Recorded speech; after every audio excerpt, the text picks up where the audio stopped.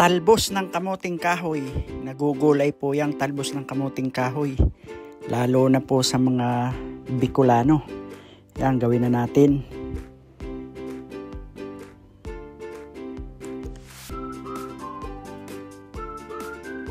So, natanggalan natin sa tangkay.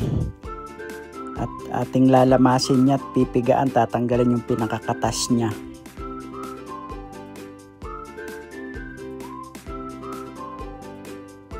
Yan, napagtanggalan yung tangkay.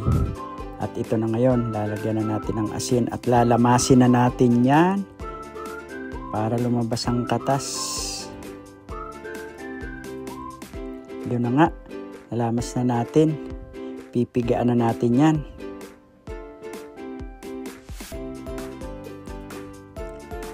Yun, napiga na.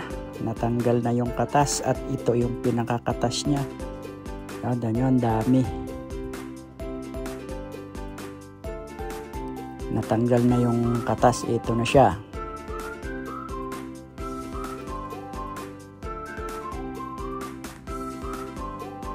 Luto na tayo, meron na tayong gata. Lagay na natin yung mga ricado. Meron tayo diyang siling maanghang, luya, sibuyas, bawang. Lagyan natin pampalasa, sahugan natin ng sariwang alamang hilaw. Kung sa Bicol, balaw.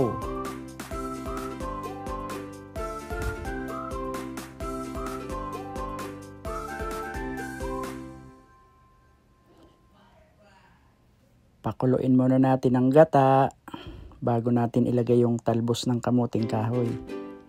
Kumulo na, lagay na natin.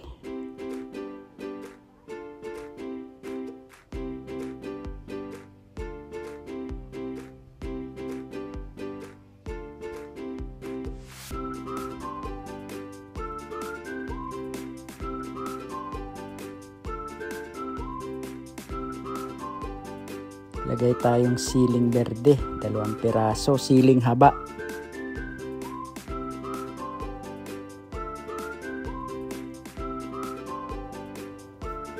Paluto na yung ating ginataang talbos ng kamuting kahoy. Alamang lang yung pinangsahog natin para mas malasa natin yung talbos ng kamuting kahoy. Ito, luto na.